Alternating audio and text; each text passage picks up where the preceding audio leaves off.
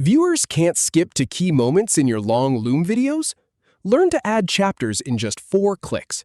We'll start in your library, pick the video, then use the Add Chapters button to add and save chapters. Start by clicking on Library to get to your video collection. Then, click on any video that you'd like to edit.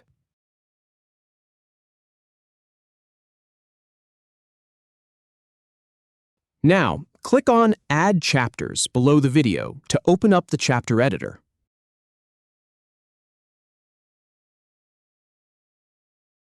Type in the chapters you want to add one by one.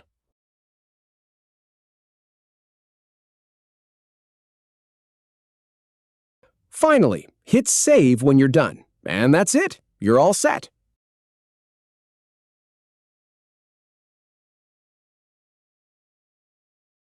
If you have any feedback, or if any info is inaccurate, please leave a comment below. We'll do our best to answer or redo the video if needed. Thanks for watching.